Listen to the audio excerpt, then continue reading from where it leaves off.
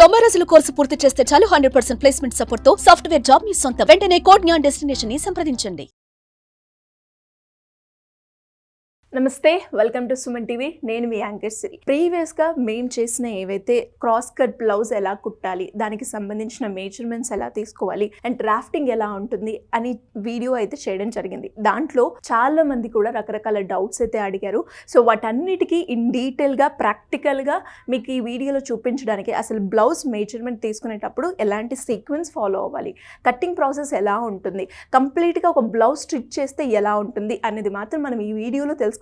నమస్కారం మేడం. నమస్తే సిరి. So madam, అంటే బేసిక్గా చాలా మంది కూడా ఒక టైలర్ దగ్గరికి వెళ్ళినప్పుడు మెజర్మెంట్స్ తీసుకుంటూ ఉంటారు, వాళ్ళ స్టైల్ని బట్టి వాళ్ళు తీసుకుంటూ ఉంటారు. కానీ ఒక పర్ఫెక్ట్ బ్లౌజ్ స్టిచ్ చేయడానికి మెజర్మెంట్స్ అనేవి చాలా ఇంపార్టెంట్ అని చెప్తూ ఉంటారు. కాబట్టి మెజర్మెంట్స్ తీసుకునేటప్పుడు మనం ఒక సీక్వెన్స్ అనేది ఫాలో అవ్వాలి అంటారా? అవును, డెఫినెట్గా. ఎందుకు అంటే ఒక ప్రాసెస్లో వస్తే మనము ఒక లైన్ అంటే 1 by 1 తీసుకుంటే మనకి కూడా అర్థమవుతుంది ఎక్కడ ఎలా తీసుకోవాలి అనేది. అసలు ఇది ఇప్పుడు బ్లౌజ్ సైజ్ అనమాట. దీని మీద అసలు మనం మెజర్మెంట్స్ ఎలా తీసుకోవాలి బ్లౌజ్కి, ఇప్పుడు మనం క్రాస్ కట్ చూపిస్తున్నాం బ్లౌజ్. ఈ క్రాస్ కట్ మెజర్మెంట్స్ ఎలా తీసుకోవాలి, ఆఫ్టర్ దట్ స్టిచ్చింగ్ ఎలా చేయాలి, అంటే కట్టింగ్ డ్రాఫ్టింగ్ ఎలా చేయాలి అనేది చూద్దాం. ఫస్ట్ బ్యాక్ పార్ట్ తీసుకోవాలి. ఇక్కడ నుంచి లెంత్, మనకి లెంత్ ఎంత కావాలి అంటే బ్లౌజ్కి లెంత్ చాలా ఇంపార్టెంట్ అనమాట. బ్లౌజ్ ఎంత లెంత్గా ఉంటే అంత అందంగా కనిపిస్తుంది. ఎందుకంటే అది కూర్చున్నప్పుడు కానీ నుంచున్నప్పుడు కానీ వాష్ చేసినప్పుడు కానీ షింక్ అవ్వడం జరుగుతుంది కొన్ని ఫ్యాబ్రిక్స్ చూస్తూ ఉంటే. అందుకని కొంచెం ఒక 1 inch ఎక్స్ట్రా మనం లెంత్ కంపల్సరీగా పెట్టుకోవాలన్నమాట. ఇక్కడ నుంచి మ్యాక్సిమం అంటే 13.5 లేకపోతే 14 inches మనం తీసుకో. మ్యాక్సిమం 13 అయితే కంపల్సరీగా ఉండాలి. అంటే ఈ షోల్డర్ మెజర్మెంట్స్ ఎలా తీసుకోవాలి అంటే ఇక్కడ నుంచి స్టార్ట్ చేసి బ్యాక్ సైడ్ ఇలా 13 inches తీసుకోవాలి. లెంత్ 13 inches అయిపోయిన తర్వాత ఇక్కడ నుంచి మనం క్రాస్గా మనం బ్యాక్ నెక్ తీసుకోవాలి. బ్యాక్ నెక్ మనకి ఎంత కావాలి అంటే కొంతమంది డీప్ ప్రిఫర్ చేస్తూ ఉంటారు. అంటే బ్లౌజ్ అందంగా కనిపించాలి అంటే డీప్, అంటే బ్లౌజ్ డీప్గా ఉంటేనే అందంగా కనిపిస్తుంది. ఆ నెక్ మనం ఏం పెట్టాము, ఏం ప్యాటర్న్ పెట్టాము అది అందంగా కనిపిస్తుంది. పైకి ఉంటే అంత అందంగా కనిపించదు. బట్టి మనం డిజైన్ అనేది డీప్ గా తీసుకోవాలా, షార్ట్ గా తీసుకోవాలా? అవును, కొంతమంది ఏం చేస్తారంటే డీప్గా పెట్టుకున్నప్పుడు ఇక్కడ ఒకటి టై చేసుకోవడానికి నాట్స్ కూడా పెట్టుకుంటూ ఉంటారు. ఎందుకంటే షోల్డర్స్ జారిపోకుండా ఉండడానికి, గ్రిప్ ఉండడానికి చాలా మంది యూస్ చేస్తూ ఉంటారు. ఇక్కడ నుంచి మనము ఒక 10.5 మ్యాక్సిమం 10 లేకపోతే 10.5 పెట్టుకుంటే చాలా అందంగా కనిపిస్తుంది. అంటే వాళ్ళు చాలా ఫ్యాట్గా ఉన్న వాళ్ళు కొంచెం డీప్ పెట్టుకుంటే కొంచెం సన్నగా కూడా కనిపిస్తూ ఉంటారు. లావుగా ఉన్న వాళ్ళు ఇంకా పొడుగ్గా కనిపిస్తూ ఉంటారు, అందంగా కనిపిస్తారు అనమాట ఈ బ్లౌజ్ డీప్ రావడం వల్ల. ఇప్పుడు బ్యాక్ పార్ట్ అనేది అయిపోయింది. ఇప్పుడు షోల్డర్ తీసుకుందాం. ఇక్కడ నుంచి అంటే ఈ షోల్డర్ ఈ జాయింట్ ఉంది కదా, ఈ జాయింట్ ఇక్కడ నుంచి స్టార్ట్ చేసి ఇక్కడ వరకు ఈ షోల్డర్ ఎక్కడైతే ఎండ్ అవుతుందో అక్కడ వరకు మెజర్మెంట్స్ తీసుకోవాలి. 14 inches. ఎస్. ఇప్పుడు బ్యాక్ పార్ట్ అనేది మనకి అయిపోయింది. బ్యాక్ పార్ట్లో ఏమొచ్చింది, ఫస్ట్ లెంత్ తీసుకున్నాము, తర్వాత బ్యాక్ నెక్ తీసుకున్నాము, నెక్స్ట్ షోల్డర్ తీసుకున్నాం. ఈ 3 parts బ్యాక్ లో మనం బ్లౌజ్ కి కావాల్సిన మెజర్మెంట్స్ తీసుకున్నాం. Back neck measurement 10.5. ఇప్పుడు ఫ్రంట్ పార్ట్ తీసుకున్నాం. ఈ ఫ్రంట్ పార్ట్ లో ఫస్ట్ ఫ్రంట్ నెక్, ఇది కూడా ఇక్కడ నుంచి క్రాస్ గా పెట్టుకోవాలి మనకి ఎంత కావాలి అనేది.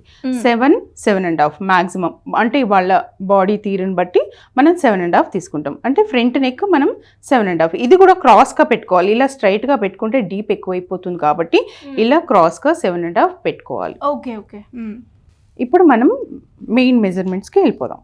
మరీ ఎక్కువ టైట్ పెట్టుకోవద్దు, లూజ్గా పెట్టుకోవద్దు. ఇలా ఇంత ఫింగర్ అంటే ఒక ఫింగర్ దూరేంత టేపు మన బాడీకి మెజర్మెంట్ తీసుకోవాలి. చెస్ట్ సైజు మనకి 36.5 అనమాట. ఒక ఫింగర్ దూరాలని చెప్పాను కదా.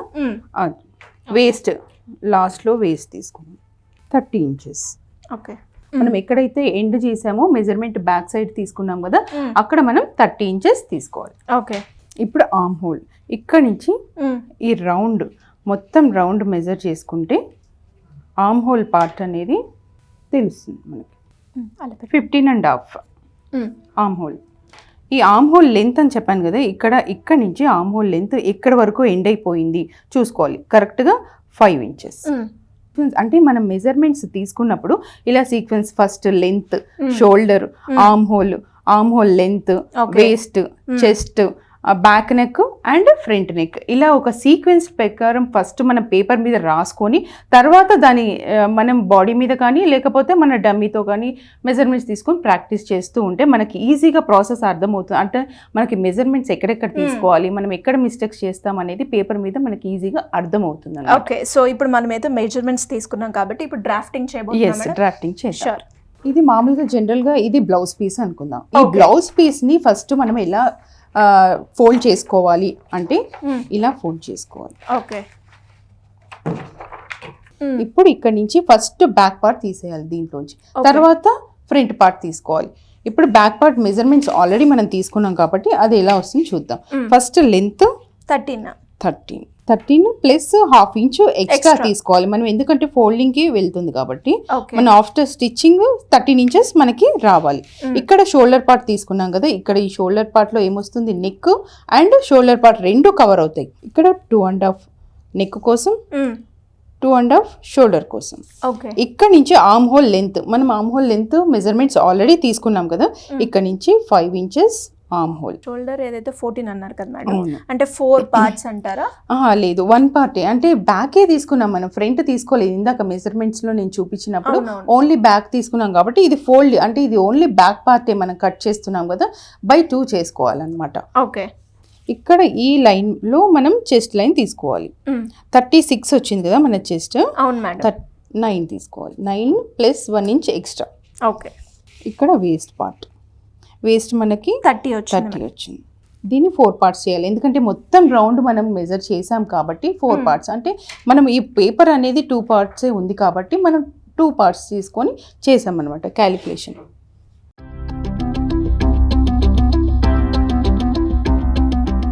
బ్యాక్ నెక్ 10.5 అని చెప్పాను కదా, ఇక్కడ క్రాస్గా పేపర్లో కూడా మనం క్రాస్గా 10.5 తీసుకోవాలి. ఒక బాక్స్ ప్రిపేర్ చేసుకొని ఆ బాక్స్లో మన ఓన్గా ఏ డిజైన్ అయినా ఏ ప్యాటర్న్ అయినా మనం డ్రా చేసుకోవాలన్నమాట. అలాగే మ్యామ్, ఎక్కడైనా కూడా మనం బ్యాక్ నెక్ తీసుకునేటప్పుడు క్రాస్గానే తీసుకోవాలంట. అవును, క్రాస్గా తీసుకోవాలి. ప్రతి మెజర్మెంట్లో మనం ఎక్స్ట్రా మార్జిన్ అయితే తీసుకోవడం జరుగుతుంది కంపల్సరీ. అంటే లోపల మన స్టిచ్చింగ్కి ఒకవేళ లూజ్ టైట్ ఉన్నా కానీ మనకు మార్జిన్ ఉంటే కొంచెం మనం అడ్జస్ట్ చేసుకోవడానికి పాసిబిలిటీ ఉంటుంది అనమాట.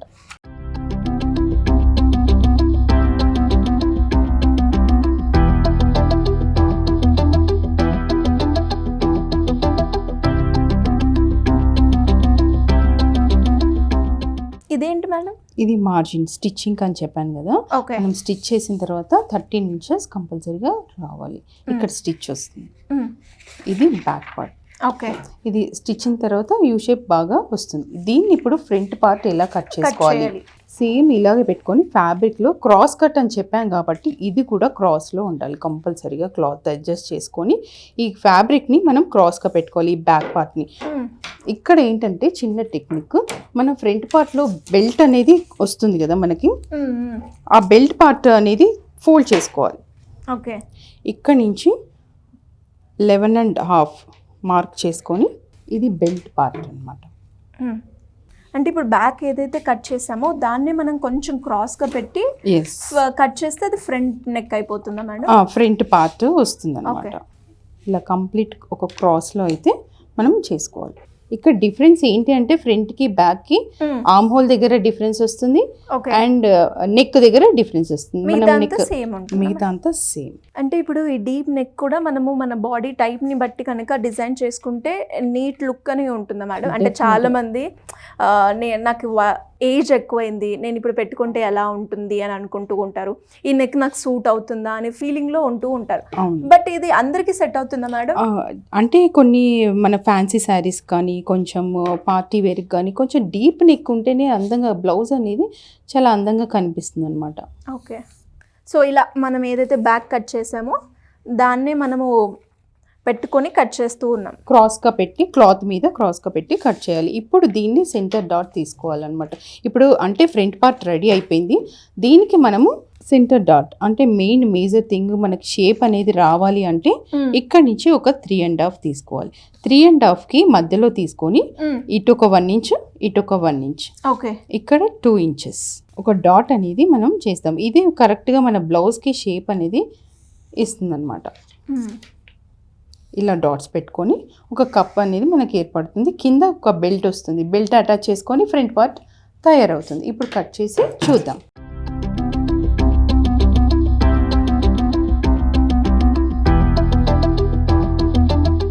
మనం ఫ్రంట్ పార్ట్ కూడా రెడీ అయిపోయిన తర్వాత ఫ్రంట్ కంప్లీట్గా బ్యాక్ ఇలా మనం క్లాత్లో కూడా అంటే ఫ్యాబ్రిక్లో కూడా ఆఫ్టర్ స్టిచ్చింగ్ ఇలా చూసుకోవాలంటే షేప్ వచ్చిందా రాలేదా అనేసి. ప్రతి పార్ట్ మనం స్టిచ్ చేసిన తర్వాత మెజర్ చేసుకుంటూ ఉండాలి. అంటే మనం మెజర్మెంట్స్ తీసుకున్న తర్వాత కూడా మనకు వచ్చిందా లేదా అనేది. ఇప్పుడు మనం డమ్మీ మీద పెట్టి చూద్దాం. Sure madam.